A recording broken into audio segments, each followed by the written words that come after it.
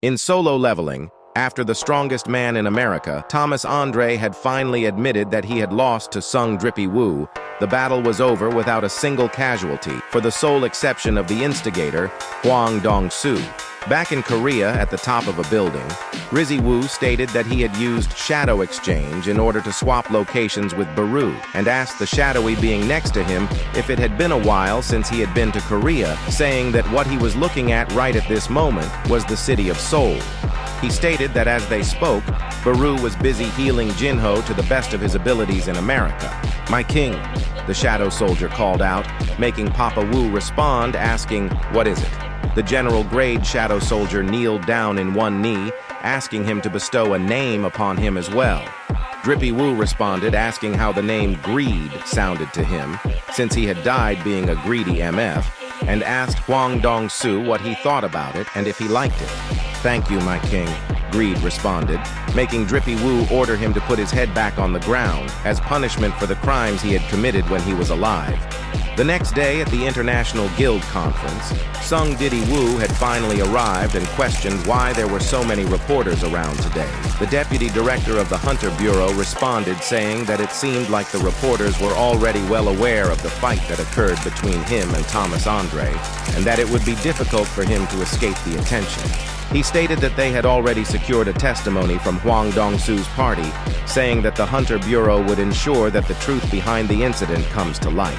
Drippy Woo thought to himself, saying that he didn't want to think about Dong-soo anymore, since there was just one reason he had came to America, and as soon as his questions are answered, he would have no business being here anymore. The deputy handed over a pair of wireless earbuds without even the case to Drippy Woo, saying he would be translating the contents of the presentation to him with them. The Riz King finally arrived inside the building where the meeting, which contained the top-ranking hunters from every single country in the world, was being held. Feeling Drippy Woo's immaculate aura, the hunters turned to look at the man who defeated Thomas Andre, with Liu Jigang smiling at the sight of Rizzy Woo wearing one of his toughest fits yet. The top-ranking hunters couldn't help but whisper among themselves, asking if he was really the Asian hunter who one-sidedly beat the absolute shit out of Thomas Andre until he was almost dead, saying it was hard to believe. Drippy Woo took his seat among the representatives of their respective countries, marking the beginning of the International Conference of Guilds. An Einstein-looking MF stood before the podium, introducing himself as Dr. Belzer. He said that he's sure that they're well aware that the appearances of Gates has shot up quite a bit recently, and that stronger monsters have begun to appear. But what they don't know is that unusual activity has been detected above the skies, stating that it had been widely reported that the magical energy concentration that is being absorbed into the atmosphere is becoming increasingly greater, saying that they would refer to this phenomenon as the Magisphere until they find a more appropriate term to call it. The doctor demonstrated a map showing several red dots, stating that the Magisphere was currently gathering above the skies of several countries, saying that they've observed this phenomenon in a total of 9 places, with the place where the Magisphere concentration is the greatest being Seoul, South Korea. The hunters, shocked by this revelation, couldn't help but nervously turn their gaze towards Drippy Woo, until the doctor stated that there was no need to look at Papa Wu like that, since if it was indeed him who was the cause of the Magisphere above the sky, then he'd be already past the realm of a hunter. Rizzy Woo questioned if the 9 places he was talking about could be related to the number of monarchs. Dr. Belzer stated that since they didn't know the cause, there was nothing they could do to deal with it at this moment. But just because they can't do anything about it, doesn't mean they don't have to deal with it, since this could bring the world great change once more. The director of the Hunter Bureau takes over the presentation, saying he had something urgent to announce to the hunters that are currently present here today. He stated that he would be delivering this news with a heavy heart, announcing that around 2 weeks ago, the national-level hunter Christopher Reed had been assassinated by a group of unidentified assailants. The hunters in the audience couldn't believe their ears, questioning if this was a joke or not, since the only one who could kill a national-level hunter would be someone of equal strength. The hunters quickly turned to look towards Papa Wu, questioning if he was the culprit, since he was also the one who beat the great Thomas Andre. The director went on to explain that the news of Christopher Reed's passing would be officially released the next day and asked them to listen carefully without misunderstanding. He stated that there was a man who they suspected to be the perpetrator of this crime, which made Drippy Woo look dead serious, knowing what's coming next. The director explained to the hunters that the person they see before them is referred to as Suspect S. This revelation shocked the hunters since they really thought the culprit was indeed Sung Drip Woo, but they still thought that the Asian man's face still looked strangely familiar to them. That is, until they suddenly felt Drippy Woo's terrifying aura, making them quickly think that they must not turn around at all costs, nervously trying to convince themselves that they only just look alike since all Asians look similar to them anyways.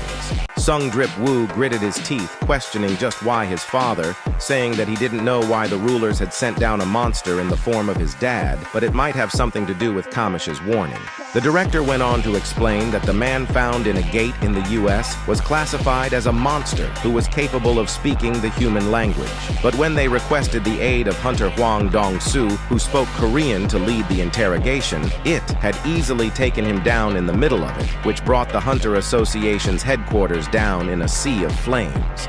The director went on to say that the culprit was powerful enough to defeat Hwang Dong-soo, who was acting as a member of the Scavenger Guild's main force, stating that strong humanoid monsters like him, who had escaped dungeons, may have targeted Christopher Reed, this being the conclusion the Hunter Bureau has come up to. Drippy Woo suddenly noticed something in the recording of the one-sided battle between the monster and Hwang Dong-soo, saying it was talking to him.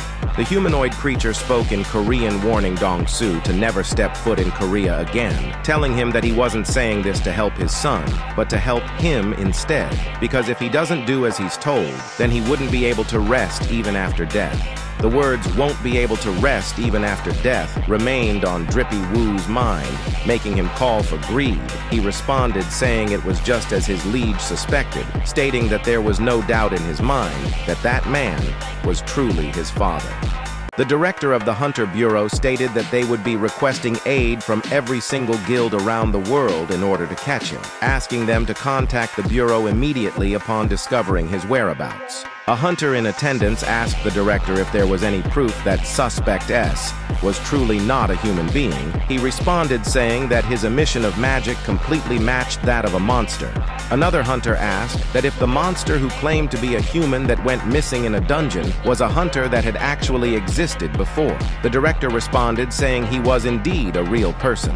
The hunter questioned that if that was really the case, then why wouldn't he just reveal the hunter's identity? The director responded saying that he was connected to one of the hunters present here today, so they've decided to not reveal that information and asked if anyone else had any further questions.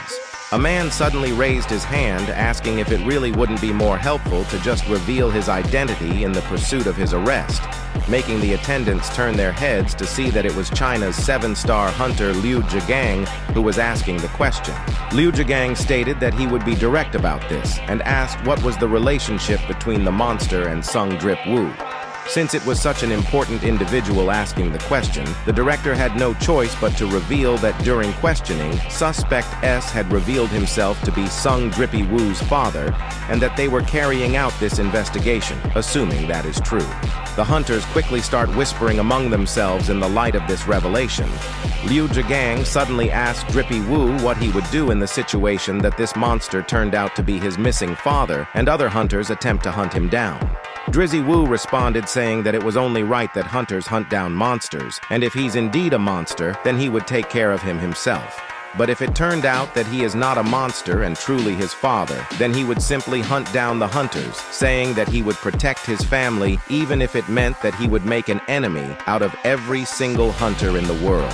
Adam White asked if he meant what he had said back there. He confirmed it, making Adam White state that to say such a thing in front of 500 of the strongest hunters in the world was absolutely insane, saying that there are only 2 hunters, including him, that would even dare to make such a proclamation.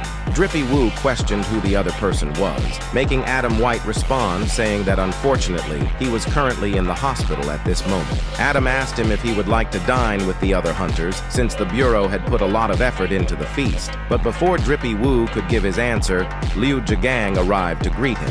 Onlookers could only watch, nervously questioning if two of the most powerful hunters in the world would duke it out right here. Liu Zhigang started speaking to him in Chinese, making Drippy Woo question what the hell he was yapping about. Adam translated that he said he had caught the giant he let slip away on the coast of China. Surprised by the fact he could also speak Chinese, Adam White said that he was in charge of the Asian branch after all, meaning he could speak all Asian languages fairly well.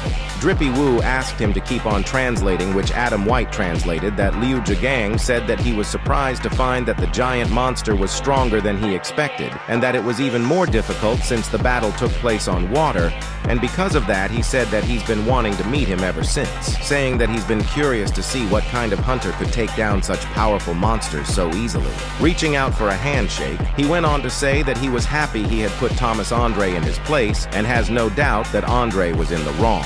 Drippy Woo thought to himself, saying that the first impression he got off him was that he was just a grumpy MF, but it turned out he was rather an interesting person. But as they shook hands, Liu Zhigang said something that surprised Adam White, explaining that Liu Zhigang had said that for the reason that he's that strong, he's hoping that Suspect S isn't a member of his family. Adam White translated that Liu Zhigang said that he never wants to fight him, so he didn't think he had any ill intent towards him. The director of the Hunter Bureau approached Drippy Woo, asking if he could spare some time with them. Ms. Sellner sat across Drippy Woo, saying that it had been a while since they had met, making him question what the upgrader Norma Sellner wanted from him this time. Rizzy Woo said that he would have never thought she'd come to see him again after what had occurred in their last meeting. Lady Sellner went straight to the point, stating that she kept having the same dream every night, dreams of some of the top hunters in the world being hunted down by someone, and a few days later, those dreams had become a reality. Drippy Woo asked if that meant Christopher Reed was one of them as well. The director responded saying that they had warned him, but his dumb didn't listen, and he should know how that turned out. Lady Sellner went on to say that the powerful hunters who had been supporting their world will continue to die, and those hunting these hunters will not stop. Drippy Woo asked her if she was here to warn him of his death as well, but Lady Sellner responded saying that that wasn't the case and was instead here to ask him to protect these hunters. Ms. Sellner went on to say that she had been trying to remember the faces of those who got hunted down in her dreams, but it was to no avail, so she's been trying to use another method, confirming their identities with her ability within the hunter's dreams. Drippy Woo asked if that meant when she looked into his eyes she had seen something. She responded saying that endless power lied within him, and once she came in contact with it, she was forced to wake up from her sleep. Ms. Sellner suddenly started trembling, remembering the voice she had heard from it when they had locked eyes. Drippy Woo asked what it had told her. She responded saying it told her to go back and prepare for war. He thought to himself, saying that this was most likely the war between the rulers and monarchs that the King of Giants had spoke of, making Drippy Woo question which side the ones killing the hunters are on. But Drizzy Woo asked what that had to do with her asking him to protect the hunters. She responded, explaining that she had detected a similar power within him, making him question that if she felt the same power of the Shadow Monarch within her dreams, then it must mean the ones hunting the hunters are the 9 monarchs. The director of the Hunter Bureau stated that they were in existence beyond hunters, therefore they require the help from his immense power to deal with such a threat. Though they didn't expect him to help them without any compensation, saying that they would offer him anything he'd want, even the greatest treasure that the Calamity Dragon Kamish left behind, the Rune Stone. He went on to say that there were hunters in this world who had received powerful blessings which they have supported the world with, but if they were to disappear, this world wouldn't be able to last.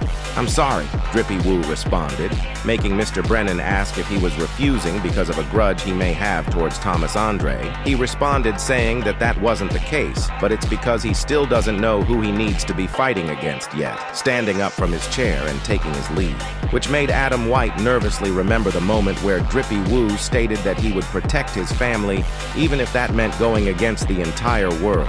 But then Rizzy Woo stopped in his tracks, taking in a deep sigh, asking Adam White if he could give him the list of the hunters they wanted him to protect, and he would appreciate it if they could provide him an opportunity to meet said hunters as well, making Adam smile, saying, "Of course."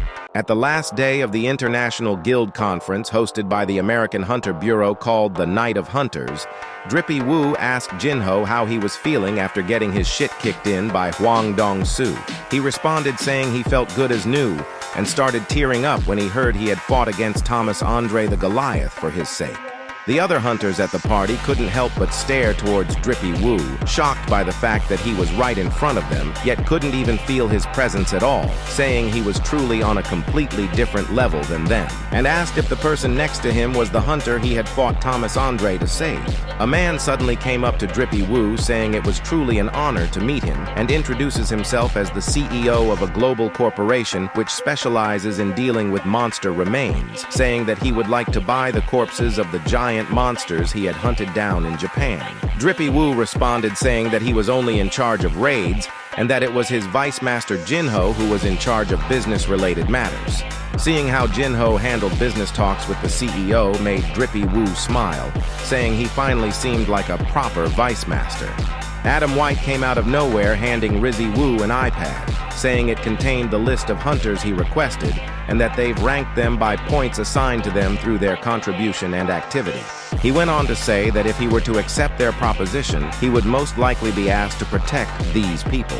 Drippy Woo asked Adam where he would be ranking on the list. He responded saying if they took into account the giant monsters he took down, it would probably be third or fourth, with the current ranking being Thomas Andre in first place, Liu Zhigang in second, Christopher Reed in third, and Siddharth Bachchan in fourth. Rizzy Woo thought to himself that it would be a drag if he were to try to remember all of the names on the list, saying this was really the perfect environment to just put shadow soldiers on all of them. This way, he would be able to make contact with the rulers through the hunters, and he would finally be able to tell who's friend or foe and who he needs to be fighting against. But then a hunter suddenly approached Drippy Woo, making both Adam White and Jinchul look nervous, though he assured them that they didn't have to worry about that happening again. Thomas Andre called Drippy Woo's name, asking if he would allow him to ask one thing. He went on to say that because of the damage his arm had taken was too great, the healer's healing magic wouldn't work. The doctor had also told him the same thing, saying that even though it's slowly recovering, it's still far away from a complete recovery. He then said that if it were him, he could have easily single-handedly wiped out his entire guild after beating the shit out of him. But even after the entire commotion, not a single one of his guild members had died, excluding Hwang Dong-soo, who was the cause of it all. Then Thomas Andre sincerely asked him why he had let them live back then. Drippy Woo responded saying it was because he hadn't committed a sin deserving of death.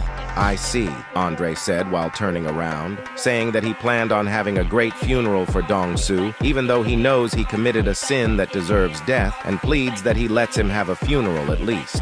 Andre went on to say that after his arm healed, he would like to have a meal with him, saying that if he gives his secretary his contact information, he would contact him later.